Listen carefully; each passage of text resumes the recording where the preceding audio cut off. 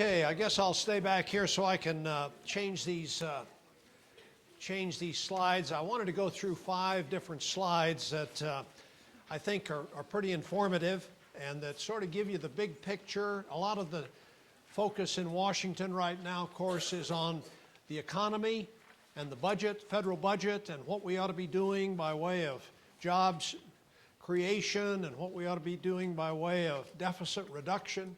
So let me just take you through these. I've got 5 charts here and discuss them a little bit, and then we'll open it up to any subject you want to talk about. Okay, there's the first chart. You've got it with you there. Monthly private sector job losses and gains. I think there's some interesting points to be made from this chart. You can see that beginning in January of 2008, we were still above the line. I mean, we were still creating jobs. By the end of 2008, we were losing jobs. We lost about, I think in January of 2009, we lost about 800,000 jobs in 1 month. So things had deteriorated very rapidly. This is the worst recession that our country has experienced since the Depression of the 1930s. So it's a serious blow to us, and it set us back, and we're still trying to get back to where we were before that recession hit. As the chart points out, 3.7 million jobs have been created over the past 23 months. Those are the columns that are above the line. But you can see just very easily there that the columns above the line do not equate to the columns below the line. So we are still something like 5 million jobs short of where we were before the recession hit. So we're going to have to keep adding jobs in order to get back to that point, and that's where we are today. A lot of the debate in Washington has been about what policies we needed to adopt in order to help us pull out of this recession. As you may recall, in January and February of 2009, we had enacted the TARP program to try to rescue the financial sector so that banks would start loaning again and quit failing. We did that. We also put money into the automobile industry to keep General Motors from collapsing and essentially going out of business, and Chrysler as well. And we passed the Stimulus Act, or the Recovery Act, which was very controversial at the time. The president proposed it was about $800 billion of additional spending on top of what we normally spend in the federal government over about a 2-year period there. The idea was let's stimulate economic growth. Any of you who've studied economics know that the general consensus among economists is that when the economy dramatically declines, as it was in this recession, the government's response needs to be to try to fill some of that lost demand for services and goods. And the only way to do that is to essentially spend money, because the government can essentially borrow more money from itself, by issuing treasury bills. It adds to the long-term debt and to the long-term deficit of the country, but it is a way to get you back to where you're at a fuller employment, and you've got the jobs, and you've got people out there paying their taxes. Because if you don't have people at work, then no one's paying taxes, and if no one's paying taxes, then you don't have the revenue. Okay, let me go to the next chart. This shows you the deficit problem.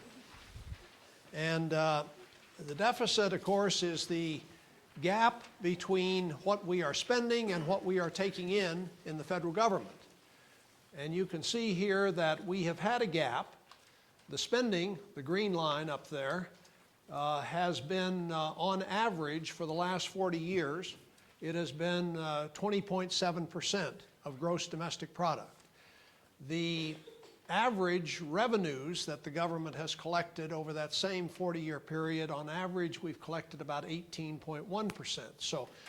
So in politics, it's understandable that it's a lot more popular to spend money than it is to raise taxes. And what you see on this chart is that, as a general rule, that's the course that the federal government has followed, is we have spent money and we have not raised taxes enough to pay for what we were spending. And so that's why we've got the big deficit. The one period where we went into surplus is in the late 90s and year 2000. And you can see it's the thatched area there at the end of President Clinton's term. And during that period, we were, in fact, collecting more in revenue than we were spending. And that was a good thing. Unfortunately, we very quickly cut taxes pretty dramatically early in the Bush administration. And, of course, we got into a couple of wars. And instead of raising taxes to pay for the wars, we were cutting taxes. At the same time, we were increasing spending. And, of course, the cost of entitlement programs was going up as well, particularly health care programs. So that's why you see that the green line has been going up. Now, of course, the green line went up dramatically when the recession hit. When the recession hit, spending went up. Some of that was the stimulus bill. I mentioned the $800 billion stimulus. That was part of that. Revenues also declined very precipitously, and that was not because of any change in policy. It's just that fewer people had jobs. The ones that did have jobs weren't making as much money. Therefore, they weren't paying as much in taxes. But we have a big gap to fill when you're collecting 15% of gross domestic product each year and you're spending 24% of gross domestic product. You can see that there's a big gap in between those two that we've got to find a way to fill over the long term. And once the economy gets strong again, we think that will be easier to do. But we need to get back to a surplus situation like we were in the late 90s. Okay, this third one is on federal spending. This is just to give you an idea of where the spending occurs. People have a skewed view, I find, of where spending occurs. They assume that it's all being spent on foreign aid. You can see up here, international affairs, we spend 1% of our federal budget on that, and that's not all foreign aid. That includes running the State Department and that sort of thing. But health care is a big item. Social Security is a big item. Income security programs, and that's military and federal retirement, unemployment insurance, food stamps, SSI. Those are all called income security programs. Defense, we spend about 20% of our federal budget on each year. So you can see this is where the spending goes. Let me just mention by way of passing here that you can see education over here. We spend 3% of the federal budget on education. So if you think that's too much, we can cut it back. But we're not going to solve the problems of the deficit by just eliminating funding for education, I think is the obvious point. Okay, this is federal revenue. Where does the money come from?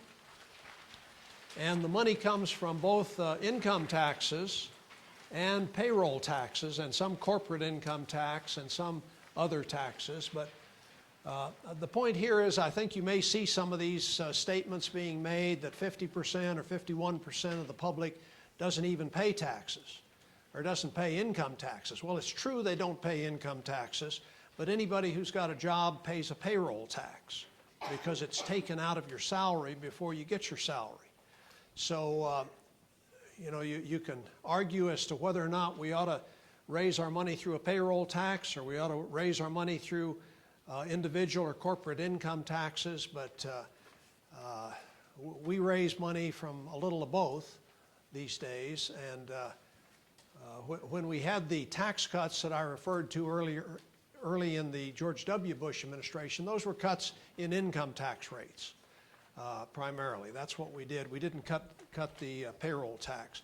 We have just recently as part of our effort to stimulate economic activity, we have reduced the amount of payroll tax that is withheld from people's paychecks. Usually, the payroll tax is 6.2% of whatever your salary is.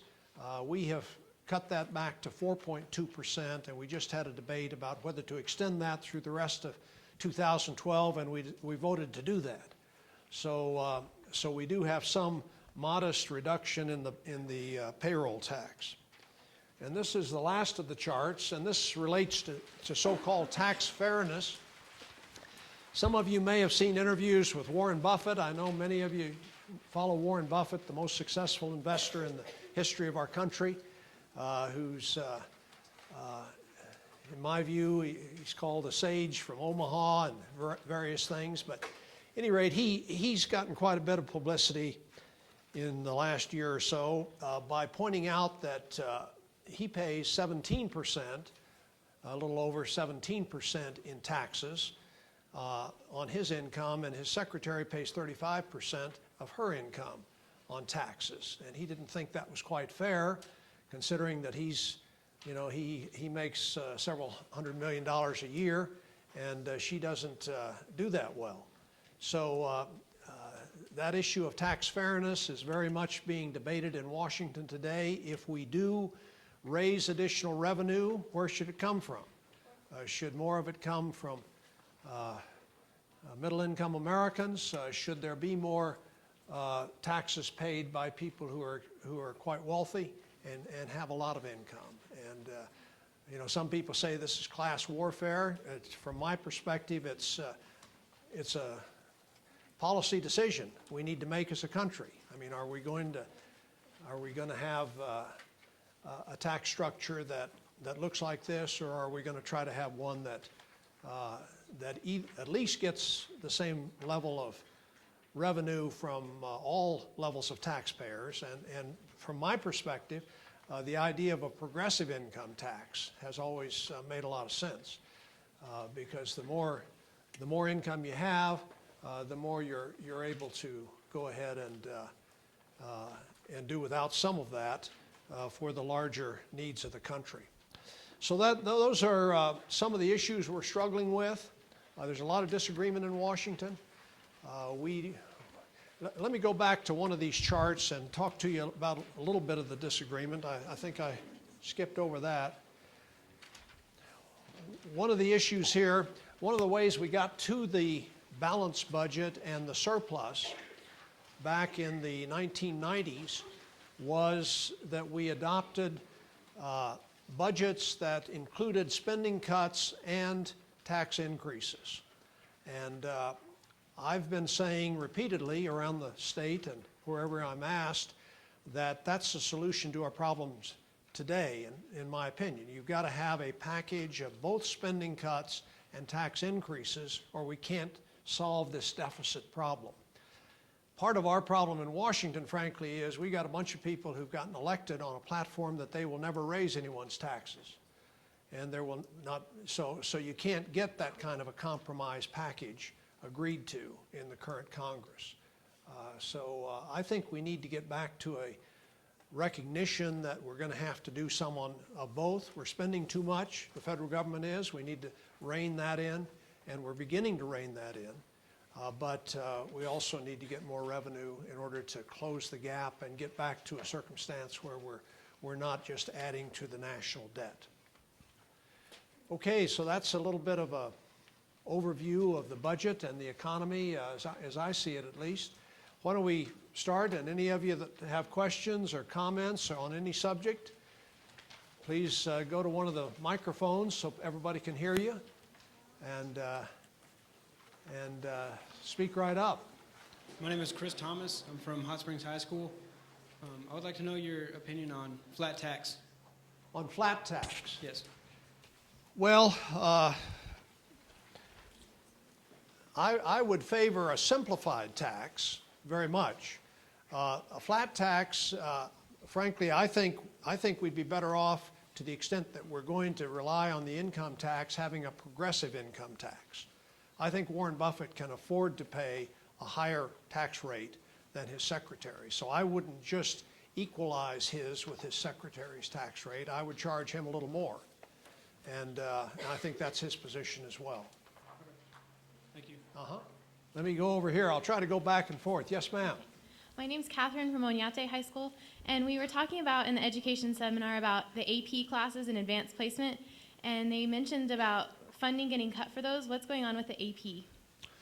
Well, the advanced placement courses, most educational funding is provided by the states, and that's certainly the case in New Mexico. The federal government sort of tries to supplement that to a small extent. Maybe 10% of the total funding for education comes from the federal government, and we try to target the federal funds where we think we can do some good. Now, I've been advocating more federal funding going to advanced placement each year because I think that's a place that it can do a lot of good. Unfortunately, the actual budget that we have adopted in the Congress this year has something of a cut in the federal support for advanced placement. And I hope we can correct that in the new budget that we're now just beginning to debate and that will take effect on the 1st of October. But I think it's been about $24 million or $24 billion that's been available, 24 million, excuse me, and it's going back to 20 this year, I believe. Yes? I'm Jeremiah from Alma de Arte, and I wanted to know if you could explain to me exactly what corporate tax is and why there's only 8% of it. Well, yeah, the corporate tax is an income tax that tries to basically say to corporations, you know, you have to pay a portion of your profits in tax each year. It represents about 8% of the budget because we have, it used to represent a much larger portion of the federal budget, but we frankly have written a lot of exceptions and deductions and credits in that corporations can take advantage of. And you have a lot of large corporations that don't pay much of anything in federal income tax today. Okay, Yeah. thank you. Yes? Hello, my name is Kelsey Montoya, and I'm from Oñate High School. I have a couple questions for you, sir. My first question is, with the price of oil at $150 a barrel, what is your stance on the Keystone Oil Pipeline line? Yeah. Well, my own view is that we've got a lot of pipelines, and it probably would make sense to go ahead and build this one. I think we need to be sure before we build it that the environmental issues have been adequately considered and dealt with, but I think probably they can come up with a route for the pipeline and a design of the pipeline that adequately protects the environment. Thank you. And my second question is, in 2010, the Supreme Court ruled in favor of super PACs. What is your opinion on super PACs, and do you think a crackdown is necessary? And the last part? And do you think a crackdown is necessary on super PACs? Well, I think this goes back to the so-called Citizens United case where the Supreme Court basically said that you can't restrict in any way, federal law can't restrict what people contribute in campaigns, and I think it's a very unfortunate development. I think that what it does is it allows for enormous influence to be brought to bear on candidates. When you've got, like in the one case, you got this casino owner up in Las Vegas giving Newt Gingrich $10 million for his campaigns. It's hard to believe that that will not influence Newt Gingrich's view of issues that matter to that casino owner in the future. And that's just one example. There are lots of other examples, but I think it's a bad development, and I would favor trying to get those very large, unrestricted contributions out of the political system. Thank you. Yes? I'm Michaela from Chaparral, and why do Republicans not want to increase taxes? Well, I think it's, I think the opposition to increasing taxes is, I mean, the truth is, nobody favors taxing more than is needed to do what you think needs to be done. But I think that there's sort of a philosophical view that the government is doing too much, that we shouldn't be doing all the things we're doing, and if we can keep taxes low, that will discourage the government from getting involved and active in other areas. I think that's a fair explanation of their thinking. Can I ask one more? Sure. And then, why is education only 3% while military is like 20%? Well, I think that the truth is the federal government has always been seen, and understandably so, as a sort of first responsibility of the federal government is national security.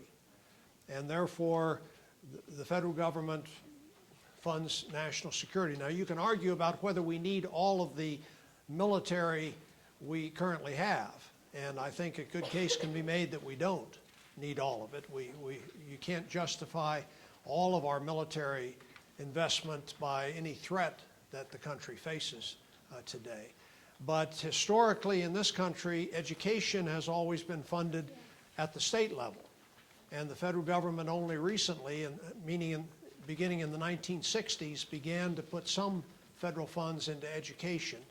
And frankly, we've struggled in the time I've been in Congress to increase the amount of federal funding for education, but it's not been easy. There's a lot of resistance to it. And again, I think it's probably a philosophical view that the federal government needs to keep its hands off. If the federal government starts investing more in education, the federal government will want to have a bigger say in education, and that would not be good for the country.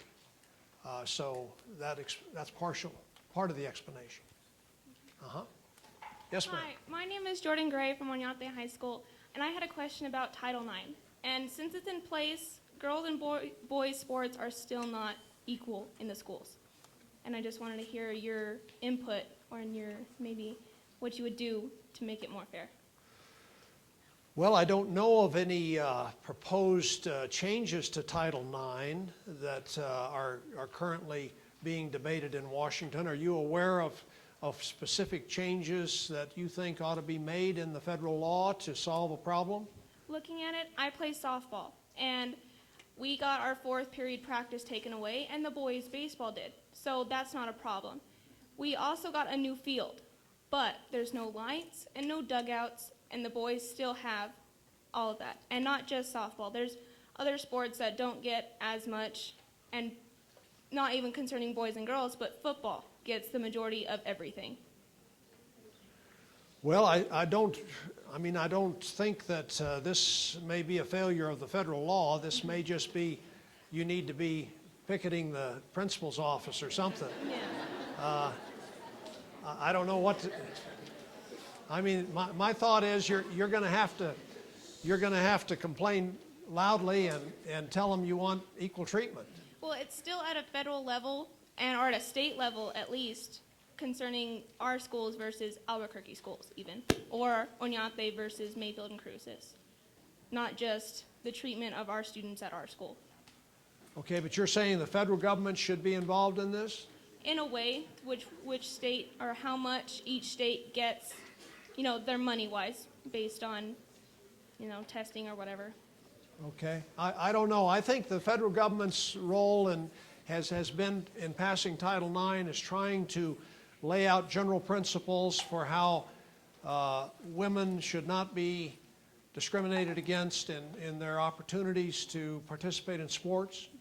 And if that's not being implemented the way it should, then maybe you should get us more information. I don't mind writing a letter to someone saying this is not being administered the way it should. Okay, well, thank you. Sure. Yes, go ahead. Hi, my name is Seth Zamora, and I'm from Tularosa High School. I'd want to know, if you were the president, what would you do about the economy? Say again, say the question. If you were the president, how would you better the economy? If I were the president, how would I better? What would you? What would I do to yeah. improve the economy? Well, I would do the kinds of things that the president is urging the Congress to do. And I think he's laid out a very ambitious set of initiatives that he thinks would help us to create more jobs and as he says, build an economy that will last. I think that, investment in education, investment in research and development, investment in manufacturing, supporting companies that are willing to move jobs here from overseas, all of that is very positive. The problem we have, of course, in the Congress today is that we can't pass legislation. The House is controlled by the Republicans, the Senate's controlled by the Democrats. You got to get a bill through both the House and the Senate in order to get it enacted. Okay, thank you. Yes, sir. I'm James Franco from Las Cruces High School. What is your vantage point regarding the microeconomic standpoint of keeping as much money as possible within the U.S., such as focusing on keeping small businesses thriving and ensuring American corporations are being used more as opposed to keeping China out of the picture, and keeping exports higher than imports? Well, one chart I didn't put up here is the chart that shows the very enormous deficit we have in trade with the rest of the world. We import a lot more than we export, and that is not good for us long term. That needs to be corrected, and I think the president is right by trying to put more emphasis on manufacturing and saying, look, let's help companies that are willing to keep jobs here and try to manufacture here. And there's a limit to how much you should do that. I mean, I think that you can't just build a big wall around the country, and that doesn't do you any good. And the truth is, the quality of the products and services that we receive is better because of all the international competition that's going on. I mean, U.S. cars today are much, much better than they were 30 years ago, partly because we've got cars from Japan and South Korea and various places coming in here that are very high quality cars, and we've got to compete with them. And so accordingly, Ford and General Motors are producing very high quality cars in order to compete, and that's all good. So we benefit from that. But we need to do more of the kinds of things that other countries are doing to support their own domestic industry. China does a lot to support their own domestic companies. Japan does a lot to support their own domestic companies. And we need to be doing the same kinds of things, in my view. Thank you. Yes, ma'am. My name's Sabini Davis, and I'm from Tularosa High, and I just wanted to ask your opinion about the No Child Left Behind amendment and how you feel it could improve. Well, there are lots of problems with No Child Left Behind. I think everyone's become aware of those. Part of the problem is that it doesn't measure improvement in educational performance as much as it tries to just measure absolute performance levels. So we need to change that. We need to build more flexibility into the federal law. We need to do a variety of things. We have reported out of the Health and Education Committee in the Senate a rewrite of No Child Left Behind that we think does solve a lot of these problems. But again, we can't get the votes to get it passed through the Congress. And I think that's likely to continue to be a problem for the rest of this Congress. But No Child Left Behind, people need to understand that that's just a new name that was dreamed up for the Elementary and Secondary Education Act, which was passed at the federal level in the 1960s. And every 5 years since it was passed, we have reauthorized it, rewritten it, and it tries to lay out what the federal government's going to do for elementary and secondary education. And as I say, the version of it that we've now got on the books, which is No Child Left Behind, is just not very workable. Okay, thank you. Yes, sir. I would like to know what exactly you're doing as far as the funding of education and how you could possibly help and what's possible for that. Because I know in my school and some other schools, there are certain classrooms that don't have enough books for all the students. or have older books that are outdated? Yeah, well, as I mentioned before, most of the funding for education comes from the state. And it's allocated, of course, around New Mexico on the basis of a formula, depending upon how many students you've got in each school district. At the federal level, we try to supplement what states provide. I support higher levels of funding at the federal level. We should be providing more supplement. But you know, I don't want to lead you to believe that we're going to be increasing federal funding for education this year in Washington. It's just not likely. If we do, it'll be very modest as an increase. I think the president did ask for a very modest increase, which is all he thought we could afford given the size of the deficit. Okay. And can I ask one more? Yeah. Is there, with the federal funding, is there any way that you could make it more categorical grant-wise? That way it could be allocated to certain things such as books or funding to teachers like that instead of things such as sports like football?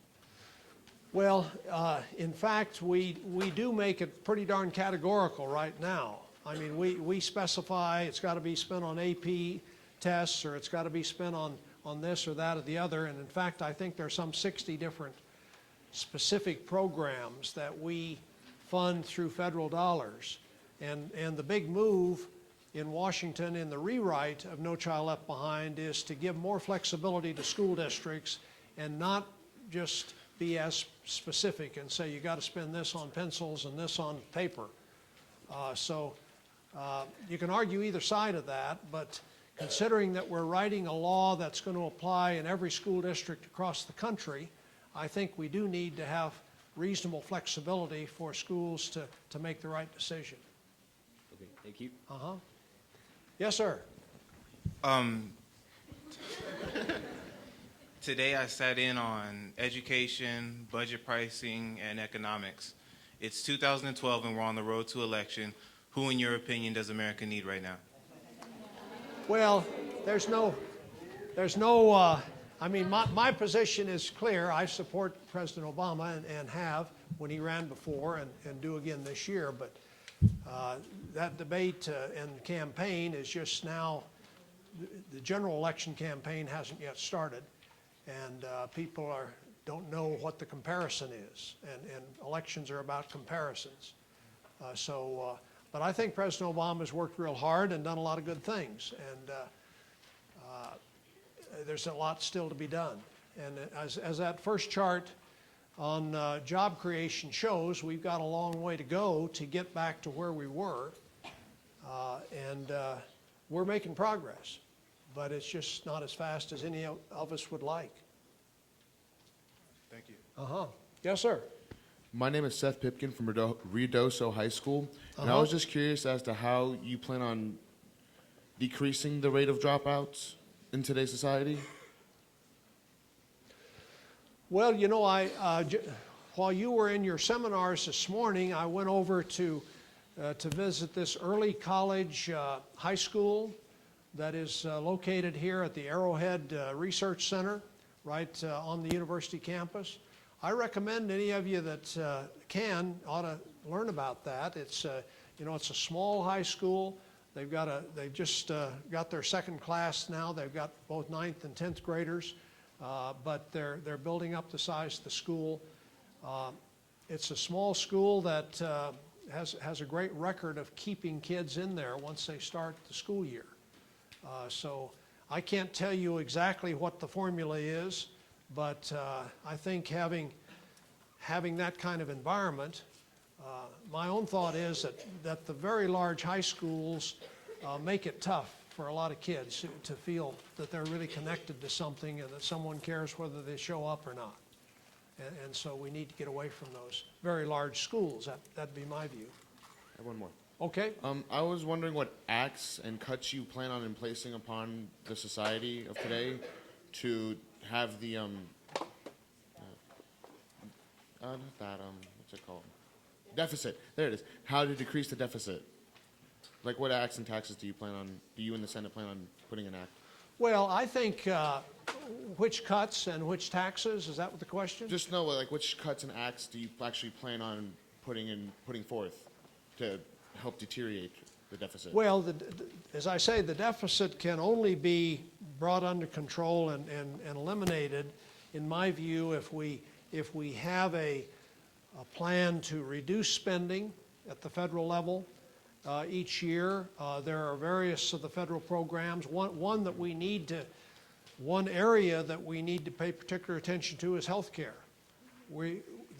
Some of the fastest growing parts of the federal government budget are Medicare and Medicaid. They're growing way too fast. And it's not just those programs, it's the cost of health care generally in the society. So we need to have ways to deal with that and bring it down. On taxes, frankly, we need to go back and put back in place some of the taxes that were in place in the 1990s. We cut taxes a lot more than we could afford to in the early Bush administration, in my view. Thank you. Yes? Sorry, you can go ahead. How much more? Okay, maybe a couple more. Go ahead. Okay, I'm Sarah from Las Cruces High School. And lately, Congress has held hearings in which predominantly male panels argue against President Obama allowing birth control to be a part of what has to be covered by insurance. Do you know that's going on? Yes? This is the issue. This is the issue of whether president's Catholic organizations should be right. exempt Yeah. from. What is the question? My question is, do you believe that religious groups should be exempt from providing birth control to their employees who may or may not support their beliefs? Well, I think the way the Health and Human Services proposed to do this, as I understand it, is they said if you are a religious organization that is concentrated on providing religious services, if you're a church, for example, you can restrict the services that you provide to the employees of that church. If, on the other hand, you are a religious organization that is running a general purpose hospital or a university, Notre Dame, for example, the fact that you are affiliated with a church does not allow you to prevent your employees from getting access to contraceptive services. And while I get to talk to you right now, I'd just like to express that, at least at my high school, I can't speak for any other high schools, but I'd say a large majority of our high school is pro-women having access to birth control. Well, so good. even if the panels are all, I don't know, kind of old Well, guy priests, you know- I think most of America is supportive of that. Yeah, Thank you. No, let me say, I think that all of the polling I've seen says that you're in agreement with most people in America. And I think the policy the president has put forward is a policy that most people in the country support, and it's certainly one I support. Thank you. Okay, let's go with one more. Okay. Yes, ma'am. I'm Kate from Oñate, and how do you feel about immigration towards the economy? Do you think it's a good thing or a bad thing? Say again. How do you feel about immigration towards the economy? Well, I think, this country was built by immigrants. We need to continue to have immigration. We need to find ways to facilitate legal immigration. And we need to reform the current immigration laws that are not working. I mean, we currently have immigration laws. We have a lot of people in this country who are not here legally. And we need to find some way that we can regularize their status. We need to find we need to modernize our immigration laws. Unfortunately, this is one of the issues that gets demagogued a great deal when you start getting into a political campaign. And again, it's one of those that I don't think we can get the House and the Senate to agree on any meaningful immigration reform legislation this year. I wish we could. Thank you. My name's Stephanie, and I come from Chaparral, and it's a small rural community that hardly nobody knows about. And it's not funny, I know you guys are laughing. And our community tends to help each other to prosper, but there's not that much funding for us. So what would you do about that? Funding for what now in particular? For everything, like we don't have sewage systems. We don't have pavement roads. We barely have a high school that's like 5 years old, barely. So we're barely getting help, but what would you do? Well, I think one of the issues that Chaparral faces is whether it ought to incorporate as a community and begin raising taxes and in order to do some of the things that need to be done in a community.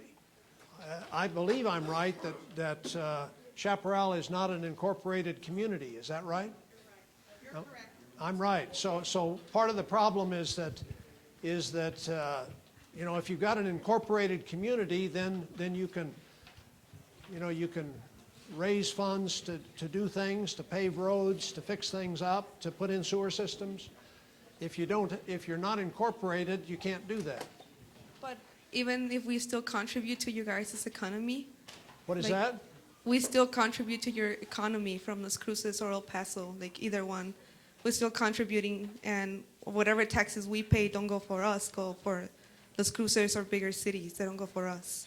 Well, you pay state taxes and you pay federal taxes that go to others, but as far as being able to get the resources to fix your roads and to build your sewer system and do the various things you need to do there in Chaparral, I think you're going to have to incorporate.